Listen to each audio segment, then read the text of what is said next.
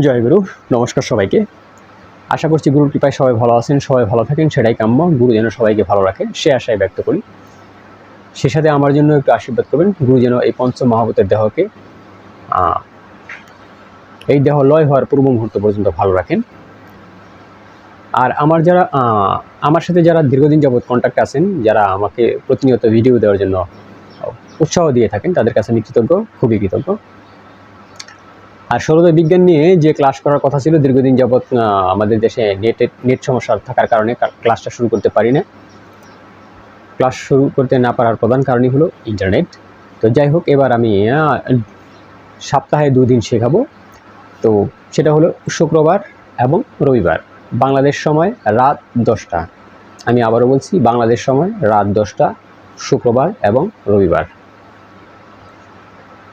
তো আমি জুমের link video ডেসক্রিপশনে দিয়ে দিব, এবং যারা যারা আমার হোয়াটসঅ্যাপ কন্ট্যাক্টে আছেন, যারা আমার সাথে প্রতিনিয়ত যোগাযোগ করেছেন, তাদেরকে অবশ্যই আমি লিঙ্ক পাঠিয়ে দেবো। আপনারা সেখানে যোগ হয়ে নেবেন। আর বিশেষ একটা কথা, যদি কেউ ক্লাস করতে না পারেন, যদি কেউ মনে করেন কোনো কারণে মিস হয়ে গেছে, টেনশন করার কোনো কারণে, সেই ভিডিও রেকর্ডিংস আমার কাছে থাকবে, আমি সেগুলো রেকর্ড করে রাখবো এবং আপনাকে আমি সেটা পাঠিয়ে দেবো।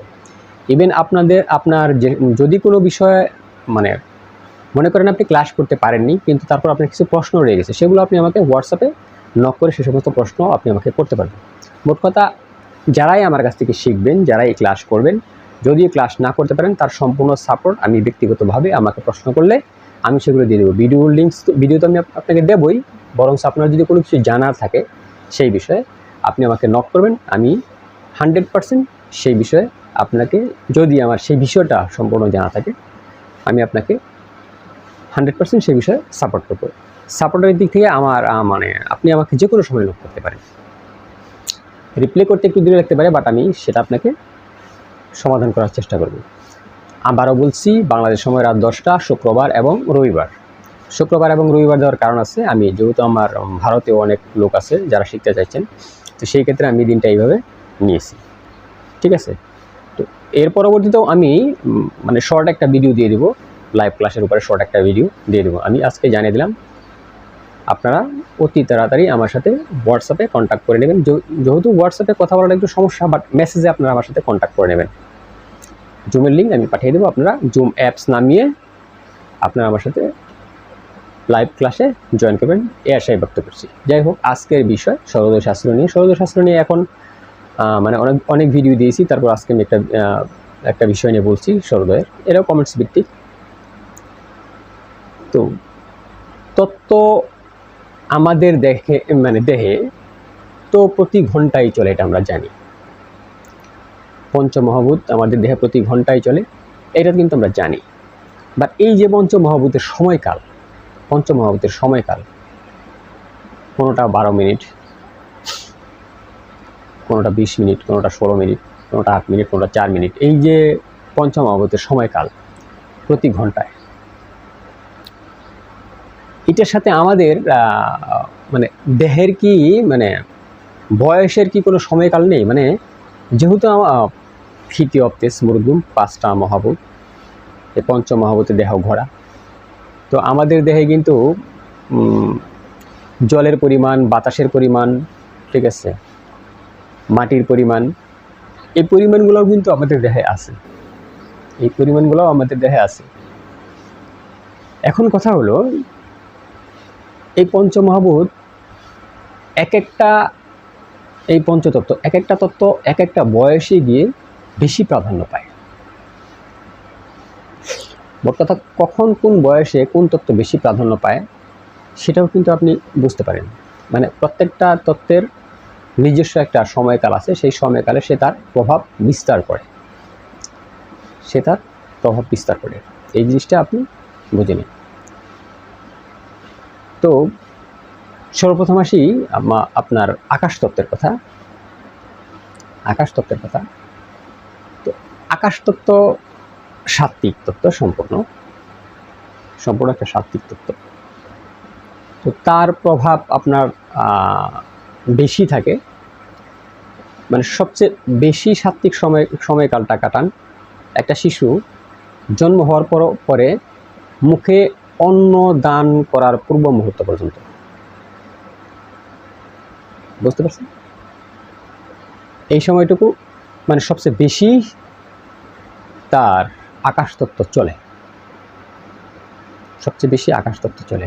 এর জন্য দেখবেন শিশু তখন বিভিন্ন ধরনের খেলালীলা করে, একা একা হাসতেছে, একা একা হাসতেছে, মানে ও তো অনেক কিছু দেখে, ওর সাথে ব্রহ্মাণ্ডের যে চৈতন্য শক্তি তার কানেকশন অনেক বেশি থাকে। ব্রহ্মাণ্ডের যে চৈতন্য শক্তি তার কানেকশন অনেক বেশি থাকে। ও একা একাই খেলে, একা একাই হাসে, ওর মতো ও চলে, ওর মতো ও চলে। ঠিক আছে? তো কি বললাম, জন্মদানের পরে অন্য মুখে নেওয়া পর্যন্ত, মানে পঞ্চম মহাভূতের মুখে নেওয়ার আগ পর্যন্ত, ঠিক আছে, এই আকাশতত্ত্ব বেশি চলে। একদম সাত্ত্বিক উপায়ে আকাশতত্ত্ব বেশি চলে। আকাশতত্ত্ব আরেকবার চলবে, এরও একটু কার্যকর, আরেকবার চলবে, সেটা পরবর্তী সময়ে আবারও চলবে, একটা সময় আসবে আবারও চলবে, বাট এই সময়টা সে সম্পূর্ণ আকাশতত্ত্ব তার বেশি অ্যাক্টিভ থাকে। এইগুলো একটা বিষয়। এখন এই অন্নদানের পরবর্তীতে প্রায় 12 বছর পর্যন্ত, 11-12 বছর পর্যন্ত এর শরীরে বায়ুতত্ত্বের প্রভাব বেশি থাকে। দেখবেন খুব চঞ্চল থাকে। একটা শিশু যখন বাড়ে, মানে যখন কিশোর পর্যন্ত যায়, দেখবেন খুব চঞ্চল থাকে। চঞ্চল থাকার কারণে হলো বায়ুতত্ত্বের প্রভাব বেশি। বায়ুতত্ত্বের প্রভাব বেশি বিধায় সে যথেষ্ট চঞ্চল থাকে, যথেষ্ট চঞ্চল থাকে। এর জন্য দেখবেন যে ছেলেপেলেদের কাছে, মানে ছেলেপেলেদের সাথে দৌড়ে ঝাপটে এবং ঘোরাঘুরি করে কোনো কিছুতে আপনি পারবেন না, কোনো কিছুতে আপনি পারবেন না, কারণ তার বায়ুতত্ত্ব অনেক স্ট্রং। এটা হলো বায়ুতত্ত্বের বিষয়টা। এর পরবর্তীতে এই যে মানে 11-12 বছর পরবর্তীতে, 11-12 বছর থেকে আনটিল আপনার প্রায় 20 এবং 20-এর উপর পর্যন্ত, 20 এবং 20-এর উপর পর্যন্ত অগ্নিতত্ত্বের প্রভাব সবচেয়ে বেশি এবং সবচেয়ে ডেঞ্জারাস সময় এতটুকু, মানে এই সময়টা অগ্নিতত্ত্বের প্রভাব সবসময় বেশি। দেখবেন তখন আপনার কোনো কথা তারা শুনতে চাইবে না, মানে তাদের শরীরের পাওয়ার অনেক বেশি থাকে, শরীরের রক্ত অনেক মানে গরম থাকে, শরীরের রক্ত অনেক গরম থাকে। কোনো কিছু বললেই মানে ধর্মার কাঠ স্বভাব, যেটা বলবে তারা অ্যাগ্রেসিভ হয়ে যাবে, কারণ ওই সময়কালটা তাদের অগ্নিতত্ত্ব অনেক স্ট্রং থাকে। এটা আপনি আপনার চারপাশে এবং আপনার নিজের জীবন দ্বারা খেয়াল করলেও আপনি বুঝতে পারবেন। ভয় তখন তাদের খুব কম থাকে, ভয় একদমই কাজ করে না, ভয়টা অনেক কম পায়, কারণ অগ্নিতত্ত্বের প্রভাব ভয় কম পায়। বুঝতে পারছেন? এই সময়টা তাদের অগ্নিতত্ত্বের প্রভাব সবচেয়ে বেশি থাকে। গেল অগ্নিতত্ত্ব 20-22 বছর পর্যন্ত।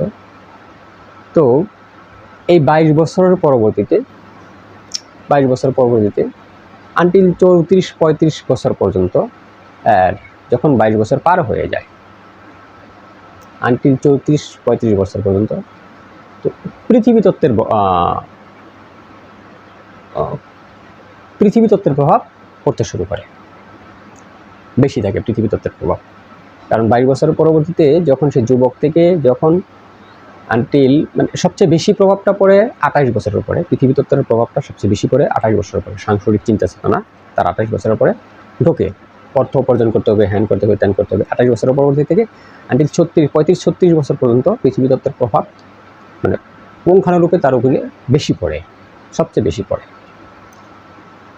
তখন তার মানে সাংসারিক চিন্তা চেতনা, অর্থ উপার্জন করা, এই সেই আবিজাবি করা, এই সমস্ত চিন্তা চেতনা তার ভিতরে ঢুকে যায়, তার ভিতরে সম্পূর্ণরূপে ঢুকে যায়।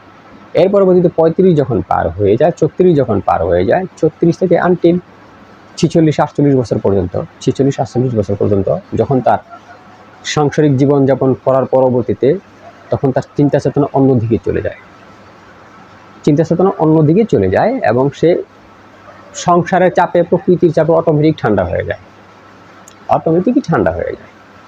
তখন তার জলতত্ত্বের প্রভাব বেশি পড়ে। এই 36 বছর থেকে 37 বছরের পরে আনটিল মনে করেন 47-48 বছর পর্যন্ত তার জলতত্ত্বের প্রভাব সবচেয়ে বেশি পড়ে, সবচেয়ে বেশি পড়ে তার জলতত্ত্বের প্রভাব। বুঝতে পারছেন? সবচেয়ে বেশি করে আস্তে আস্তে কিন্তু ঠান্ডা হতে থাকে, আস্তে আস্তে ঠান্ডা হতে থাকে। অ্যাট লাস্ট এই যে তত্ত্ব থেকে মানে আকাশ তত্ত্ব থেকে সম্পূর্ণ তত্ত্ব যখন উদয় হয়ে আনটিল আপনার জল তত্ত্ব পর্যন্ত গেল, আবার তত্ত্ব যখন বিলীন হওয়া শুরু করবে, রিঅ্যাক্টিভ আবার যখন মানে তার এই 50 বছর পার হয়ে যাবে, 50 বছর পার হয়ে যাওয়ার পর মানে 60 বছর, কি বললাম যে 48 বছরের পরবর্তীতে 48 বছর পরবর্তী থেকে 60 বছর পর্যন্ত যদি জল তত্ত্ব চলে, সে ঠান্ডা হয়ে যেত, সে ঠান্ডা হয়ে যায়। তার পরবর্তীতে আবার আকাশ তত্ত্ব তার উদয় হয়, পরবর্তীতে আকাশ তত্ত্ব উদয় হয়। ব্যাপারটা হলো যৌবনকালটা আপনার এই 11-12 বছর পর্যন্ত বায়ুতত্ত্বের প্রভাব বেশি। তার পরবর্তীতে 11-12 বছর থেকে আনটিল আপনার 22 বছরের উপরে, ধরেন 22 বছর পর্যন্তই আপনার তার অগ্নিতত্ত্বের প্রভাব বেশি। তার পরবর্তীতে 22 বছরের পরবর্তী থেকে আনটিল 36 বছর পর্যন্ত, 36 আপনার পৃথিবীতত্ত্বের প্রভাব পড়ে। তো 36-এর পরবর্তীতে আনটিল মনে করেন 48-50 পর্যন্ত জলতত্ত্বের প্রভাব পড়ে, 48-50 পর্যন্ত জলতত্ত্বের প্রভাব পড়ে। 50-এর পরবর্তীতে গিয়ে আস্তে আস্তে তার আবার আকাশতত্ত্ব উদয় হতে থাকে, এইবার সে আকাশতত্ত্বটা লং টাইম থাকে এবার, কারণ সে সমস্ত জিনিসকে আস্তে আস্তে তখন গ্রাস করা শুরু করে, এবার গ্রাস করার পর এইবার যখন আকাশতত্ত্ব সম্পূর্ণ আস্তে আস্তে গ্রাস করবে এবং পরিপূর্ণ গ্রাস করবে, আনটিল মৃত্যু অবধি তার আবার আকাশতত্ত্ব চলবে। দেখবেন মানে 60 ঊর্ধ্ব হয়ে গেলে কখন কি বলে, কি করে না করে, বাচ্চা সুলভ আচার আচরণ আমাদের মাঝে চলে আসে, এবং অনেক সময় অনেক জিনিস মনেও থাকে না, মনেও করতে পারি না। না করতে পারার কারণ হলো বিভিন্ন তত্ত্ব তখন আকাশতত্ত্ব বিভিন্ন তত্ত্বকে গ্রাস করতেছে, ম্যানিপুলেট করে। তো এই ছিল বয়সের ভিত্তিতে মানে আমাদের শরীরে কখন কোন তত্ত্ব চলে, সেটা আজকে এই পর্যন্তই। জয় গুরু, নমস্কার সবাইকে।